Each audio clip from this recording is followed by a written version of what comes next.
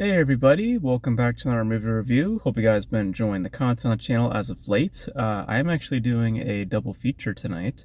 I'm doing this film and then I have Megalopolis after this. So I'll be doing two reviews tonight, but I'll be posting them on separate days. So you'll probably be getting the Megalopolis review first, and then you'll get this review second. So um, so I just went to see this with my brother. My brother just got picked up, so unfortunately he's not here to do his review. But I'll give you his bite-sized review up front, which is that he seemed to have fairly enjoyed it. He actually was very involved with it, appeared, and was choked up at some parts, we'll say. So, and if I share the same sentiment, we'll find out right now. So the film that we're going to be discussing today is The Wild Robot, which was directed by Chris Sanders, who has done a few familiar features in the past, specifically Lilo and Stitch, as well as a few others here and there. This is actually a noteworthy piece from DreamWorks, as this is their last animated feature that in-house in that DreamWorks themselves, works on the animation. This is their last one. So moving forward now with any other of their features, it's going to be worked on by a different studio.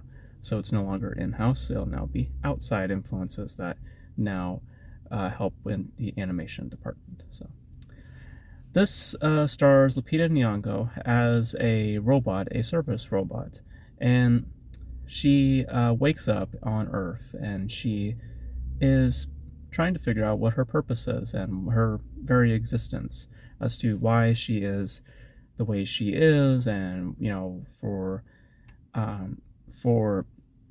in what she's programmed to do, how come nobody is caving into her demands and all that sort of stuff. And she becomes acclimated to the natural life, literally learning that of their language, which is how we're able to get other voices involved, such as Pedro Pascal, Mark Hamill.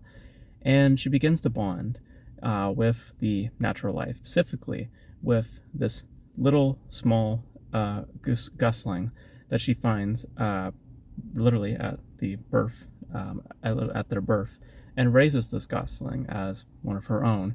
And she, through the bondage of this little gosling, produces emotions, starts to recognize other potential factors that are within her realm of programming, and she begins to go against her programming, and ultimately learns to form an identity of her own, and to sustain that, and to further that, and to some extent preserve it within certain challenges that are given to her. So in essence, that is what the film is exploring, thematically speaking, is about identity and preserving that, and also other familiar ideas visually that come with it. With nature, obviously, there's commentary on the preservation of the natural life. There's obviously the ideas of harmony about all of these creatures, like from mooses to gooses to foxes, all these sort of creatures banding together in order to preserve the life that they are living and the environment that they live in. But what I think is very interesting about The Wild Robot is a lot to do visually, which is to say that the film is visually just stunning. It is a remarkable achievement in terms of a visual presentation. The details, just the landscapes, the wides, how they're able to just let these visuals just stretch, because one of the things that I don't normally like about visual storytelling, because this quite frankly is visual storytelling, visually driven, and I'll explain in a minute why I feel that way. Like, one of the things that I don't like is a hyper stylized feeling where the entire time I just have like an anxiety building. And the example, like something like Into the Spider-Verse, which has become a kind of a popular manner in most animations. Transformers 1, I felt, kind of shared a lot of that same energy, or that same sort of sentiment. And I found that both those films, Into the Spider-Verse more annoying than Transformers 1 was, but in similarities, I just don't appreciate that sort of behavior. With The Wild Robot, it definitely has a momentum. It definitely is moving at a at a greater speed than typical.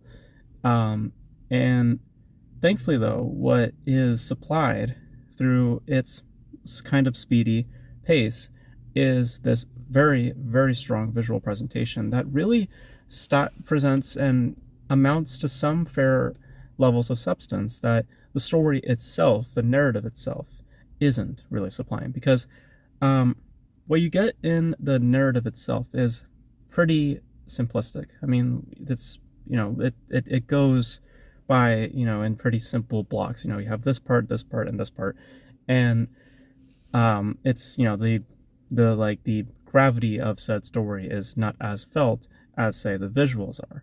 And when the aesthetic ultimately plays in big grand fashions, just in an odd way, and I always say that spectacle doesn't do anything for me, but in this respect of what The Wild Robot is doing with those visuals, it produces a level of substance and a level of emotion. I did end up tearing up like twice in the film because of just, again, the power of that aesthetic and what it is doing in the realm of the storytelling.